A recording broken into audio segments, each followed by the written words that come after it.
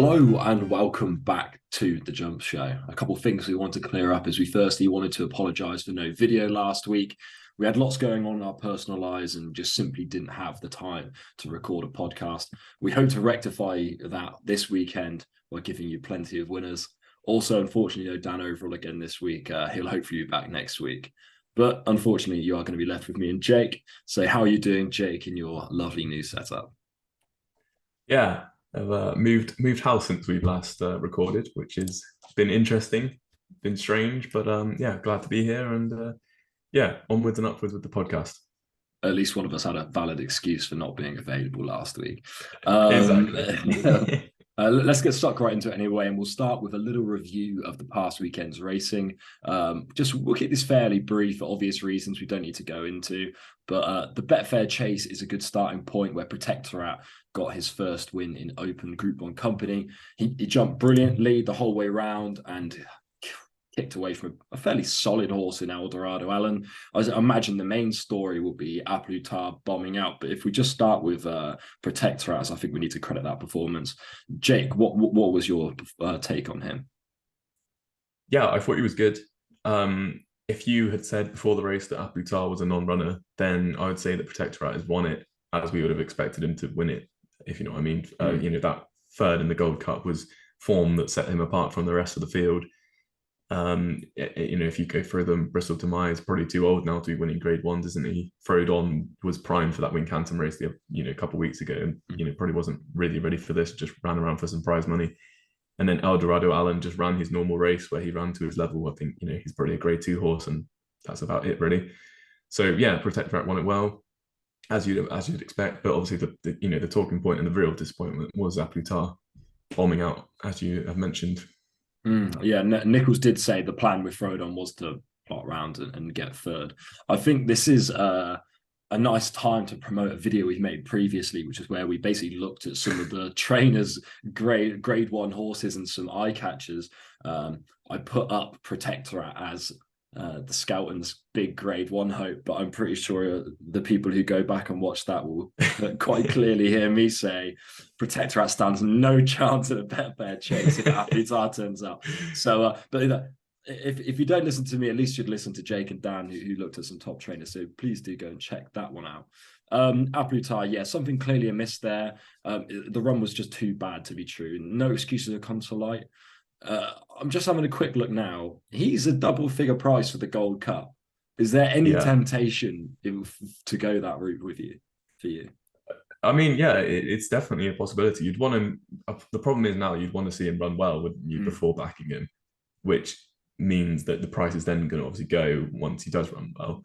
But if you're willing to take that risk that he will just bounce back to form, as you said, Henry Dromhead hasn't come out with any excuse whatsoever.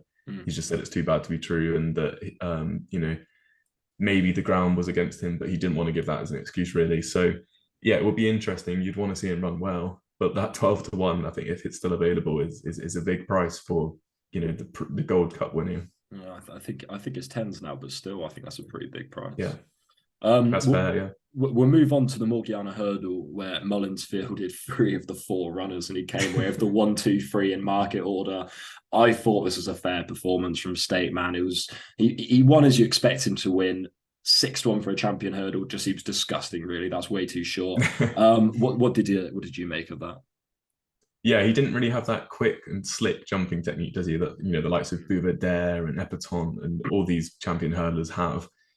So that was interesting. He did jump them quite big, but it was a good performance. Obviously, it wasn't the strongest renewal. Sharjah in second and Saudi third. Sharjah's probably just prepping for that December race where they really want to set that record and win it again with him. And yeah, Stateman did what he had to do. He was his performance reflected his price really. As you said, the champion hurdle price is very short for what he's achieved. But at least it proves that he's going to be going down that route. Unlike what the race kind of proved in a different sense was that Sir Gerhard and Vauban aren't ready for the champion hurdle, is what Willie Mullins came out and said after the race, hence why they weren't declared for the Morgiana. There's been a few rumours about Sir Gerhard. Apparently he is fine, but there is there's still rumours in the background that he might not be. And then Vauban, he just said is too young and not ready for the champion hurdle at all. So Yeah, I mean, it's cleared the picture a little bit in terms of getting rid of some of the potential runners in the champion hurdle. But unfortunately, it's made Stateman's price a little bit too short to be getting stuck into at this stage anyway. Definitely. Guys, we wanted to quickly break up the podcast just to let you know that we're running a competition on all of our videos where we want you guys to comment your best bets for the weekend. The one rule is you have to post it before midday of the day of racing, and the biggest SP winner will receive a £20 free bet on whatever race of their choice. Get your comments down below with your best bets. Good luck, guys. So we'll start with Newbury's card on Saturday. The Sir Peter O'Sullivan Memorial Handicap Chase is the first race we're going to look at. I'm going to bore you all by saying that this race did not take my fancy at all. Anything for you, Jake? Yeah, I've got one that I quite like here. As you said, it is a competitive race, and it's because it's run over 2 miles, 6.5 furlong. It's a bit of a unique test that a lot of horses get chucked in here to try if it's a trip that will suit them or not. You've got 2.5 milers and 3 milers clashing here, so yeah, it does bring some of the divisions together. But I thought that Dublin 4 had a really good chance for Fergal O'Brien. So he's actually won over this course and distance before off a mark of 116 in March 2021. And he also won at Newbury on his first start last season over 2.5 miles off a mark of 124. So he likes Newbury and he likes his trip, which is 2 ticks straight away. And in the spring, he actually won off a mark of 127 as well. So he's still on the upgrade. And his performance in his return at Wetherby last month was actually a really, really good one. So he ran in a 2.5 mile Premier handicap chase. So it was a listed race, but they don't call them the Premier handicaps. And he came from well off the pace. Like, he was very far behind going down towards the last. Still managed to fly through the field. And he was only beaten 3.5 lengths by Into Overdrive, who's now rated 138. So that performance suggested 2 things to me. One, he's capable of winning off a mark of 133 in the future because he's been left alone on that mark. And 2, that he wants to step up and trip. So obviously now, we know that this 2 mile, 6.5 furlong trip suits him because he's won over it before. So I think at 9-1, he's a really good each way bet to win this for the Fergal O'Brien team. Next up is the 155 at Newbury, a 2 mile, 4 furlong handicap hurdle. Some good runners here, with a few coming off the back of a break, the likes of West Balboa, Walking on Air, maybe Porticello as well. Although, given the ground, I think he's going to get pulled. I think he's a bit of a heavy ground horse. I couldn't be having a bet here myself, but I do think it will be rather informative. Like most, I'll be keeping an eye on Walking on Air for Nicky Henderson, who was obviously deemed good enough to take his chances in a Grade 1 last year after just the 1 start over hurdles. That wasn't his day, but he's now in calmer waters, and I'd be hoping for a much better performance from him into handicap company. So definitely keep an eye on him. Was there a bet in here for you, Jake, or again, like myself, would you be looking for something as an eye catcher? I think I'm taking it the same as you, as more of a watching brief, because there's so many interesting horses in here. As you did mention, though, the problem may be that we get another Ascot situation where there's quite a few non-runners on the day due to the ground is already good. I know they're watering to try and maintain that and try and soften it up as much as possible. But it could be a bit of a concern come Saturday morning.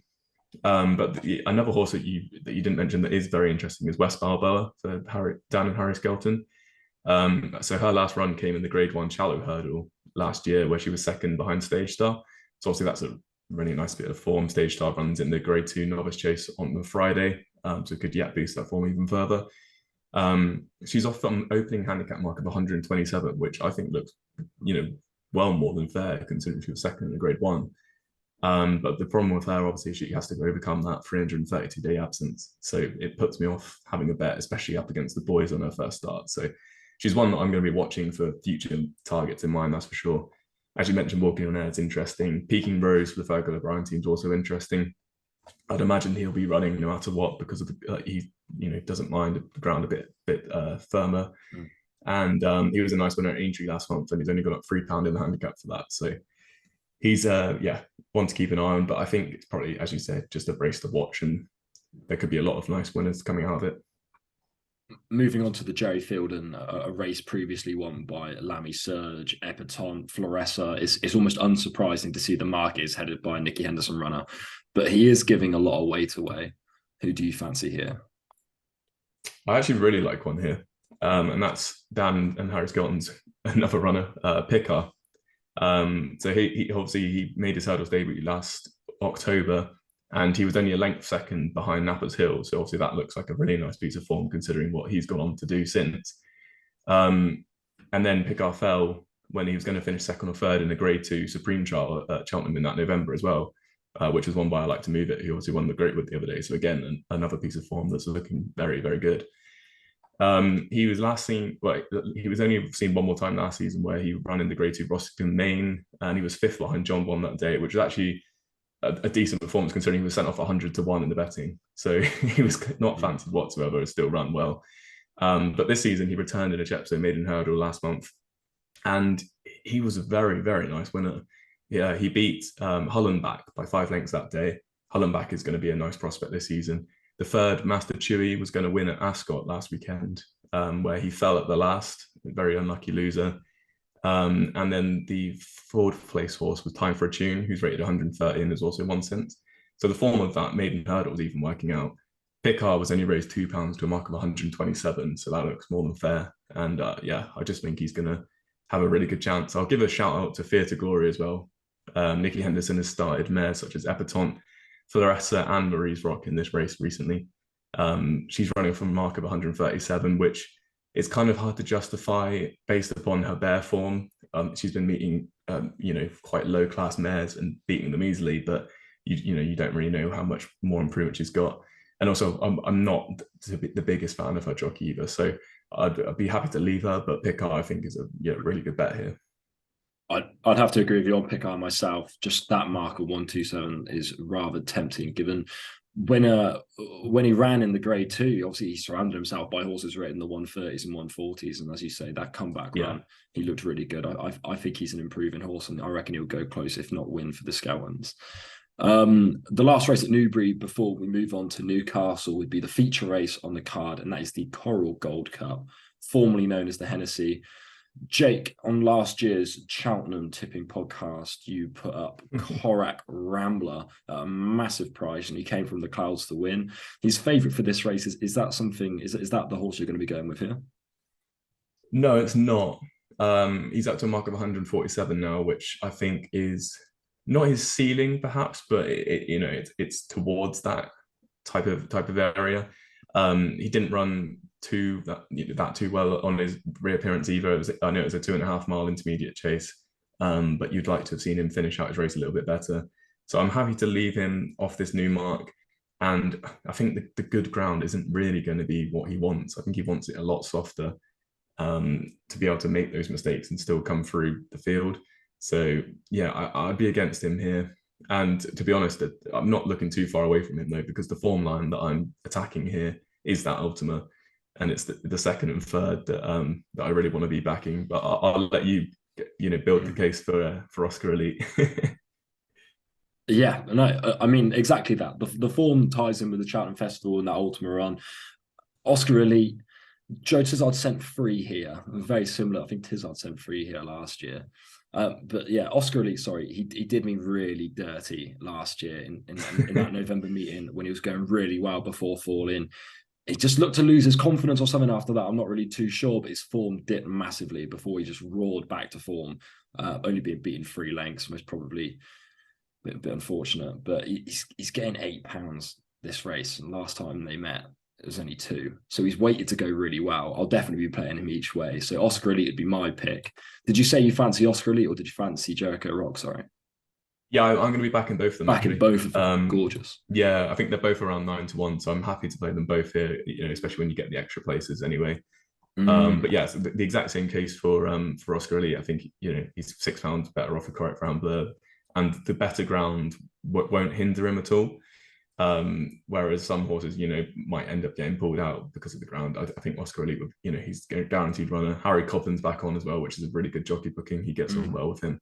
And he also made a really good return to action in the Grade 2 Yorkshire Hurdle last month as well, where he was going to finish third and then he just faded out in the last couple of 100 yards, which you wouldn't mind for a horse that, is just having a prep over hurdles and, will become on bundles for that here. So, yeah, he's got a great chance. And then, yeah, the other one I like is Jericho Rock.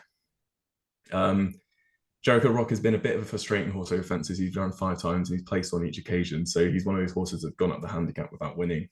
but his all his form is working out well. So he was second to Pad's Fancy, who's rated 142, second to St. Palais, who's rated 153, second to Eclair Surf in the Classic Handicap Chase, and he was rated 147, and then obviously second behind Correct Rambler off 147 in the Ultima. He meets Oscar Elite on the exact same terms as they do in the Ultima, and there was only a head between them. So they're both very much weighted to go well again here. And the only problem I would have with Jericho Rock is he returned in a Patemps qualifier last month, and his return was nowhere near as good as Oscar Elite's in terms of he was well beaten by, I think it was like 25 lengths in the end in fifth. And David Pipe had actually hoped that he would run a lot better than that and that he would be ahead of Remastered. But despite that, Tom Scudamore was still, the number one jockey at the David Pipe Yard, will still be riding Jericho Rock. So that's a little vote of confidence that perhaps he's come on bundles for the run. But yeah, I think they've both got great chances, and hopefully there's not too many non-runners that so we can have a good race here. We'll look at two races from Newcastle, starting with the Grade 1 Fighting Fifth, where hopefully we'll be seeing last year's Runaway Supreme winner Constitution Hill. This looks to be a much stronger race than what he was supposed to be running in last week. Well, obviously, you've got a previous champion hurdle winner in Epatton. You've got a Grade 1 winner over hurdles in Not So Sleepy, Dead Heated, and a solid Grade 2 horse in Tommy's Oscar. If Constitution Hill runs, then he wins. It really is that simple for me. I'm not going to bore you too much. Would you agree with that? Is it a case of point and shoot for you, Jake? Yeah, he should definitely be winning this. I think what's going to be the most interesting though is now we should get a good line for Epatton as to where Constitution Hill is in that champion hurdle picture, because obviously Epatton's been an admirable performer in that race. She's won it. She's finished second and third, I think, or something like that. Anyway, she's run really well in it on every occasion. So hopefully, although you mentioned before we started recording, she only won it by a dead heat last year. So perhaps she'll come on for the run. We should still hopefully get a good idea of how good Constitution Hill is, which is what we want to see really. And it's over the right trip. The race last week was over a little bit further, wasn't it? So. So hopefully we can see a really good performance from Constitution Hill, and there's not much else to say, is it really? No, not at all. We'll move on to maybe almost definitely a more interesting race before we look at anything else, and that is the Rehearsal Chase, where last year's RSA winner L'Homme Presse will hopefully be making his anticipated return to the track. I got the vibes that they had left plenty to be worked on going into last week's race. So we are a week further along, but I wouldn't be too confident in him at a short price, given that I think he might be unfit. And given I have those fitness concerns, I'm just going to land with Wright, the old boy, the legend. I expect this has been his target for the season after winning the race last year, beating Good Boy Bobby. Good Boy Bobby went on to win a race on his next up off a £5 higher mark. They tried him in Grady Company after that. He ran well enough in the Cotswold Chase, but the Gold Cup was literally just a stretch too far for a horse like Wright. He's a proper game horse. I reckon he will be doing really well. If L'Homme Presse is fit and ready to go, then I do imagine he'll win. But Wright could be there to pick up the pieces if he's not. Jake, who do you fancy here? Yeah, I'm with you in that I'm going to be taking on L'Homme Presse. I think off a mark of 164, where he's got to carry 12 stone around on his season reappearance against horses that are carrying much less weight. As much as there could be the class angle where if you had Paul Nicholls training in, then you probably would be very much behind that. I think there is very much an opportunity here for something else to come and win it. The horse I like is Into Overdrive. So he's rated 138. So he only has to carry 10 stone 12, 10 stone 2. So he's carrying absolutely nothing compared to L'Homme Presse. So, that's already a big win. But also, as I mentioned him earlier, because his form ties in with Dublin 4. So if Dublin 4 goes and wins, then I'll be all over him really. But yeah, Into Overdrive he's always like a horse who would improve for fences. He's one of those hurdlers who just looks massive and ready for a fence already. And he's certainly done that. He's won his last 4 starts in a row over fences. So he's one of these horses that is very much an improver, and we don't know where his ceiling is. But obviously he won that Premier Handicap last time over 2.5 miles. That was a good performance. As I said, he's up to £6, a mark of 138 now. But he's also won over 3 miles before, so returning to 3 miles isn't going to be a problem for him. He absolutely bolted up the last time he tried 3 miles, so that should be an advantage for him. And yeah, just getting so much weight from L'Homme Presse, I think he could go really well here. That wraps up our weekend preview then. But Jake, I haven't got anything else, but I believe you do. So please share with the viewers some winning tips. Yeah, so it'll be one for the early viewers. I've got two for Friday at Newbury. So the first one is in the 12:45, and that's all right, Gino. So this horse was second, a very close second in the end, behind Boot Hill on his chase debut. Now Boot Hill was eased down that day, but That's All Right Gino came from really far back to close into that second spot. So it was a nice run. But last time he was much more professional at Chepstow, and he won readily off a mark of 129. So he's up £9 for that, which does seem a little harsh. But if you look at the form, Boot Hill went and won last weekend in that Ascot handicap chase. He's now rated 147. So obviously that's a really good bit of form. And the fourth in that Chepstow race, No Disc to Flow, won in the week as well. So I think he can go well. Balco Coastal's up against him on his chase debut. Obviously, he could end up being a way better horse, but I just think That's All Right Gino has a great chance of getting the better of him on day one. And then in the 2:30, I really like Beakstown as well. So obviously he's been a bit of a hit and miss horse for many people down the years. He's been called some names, but he did win in the spring, which was a nice performance. And he returned to the old roan last month, where he was only beating 3.25 lengths behind Riders on the Storm. Obviously, Hitman, who finished second, come out and won that intermediate chase last weekend. And the third, Garlaw, won the Paddy Power Gold Cup as well. So the form is amazing. Yeah. And he's actually been dropped £2 for that run. So he was off 139. He's now off 137 for the race at Newbury tomorrow. So yeah, in a much weaker race, I think he should be winning. Brilliant stuff. Well, guys, I'm glad we got able to. I'm glad we were able to make a video for you guys this week. Hopefully, back next week for some more normal content. But if you did enjoy it, please make sure to drop a like and a comment. If you haven't already, please do subscribe. Check us out on Twitter, follow us on Telegram, and we'll be back next week.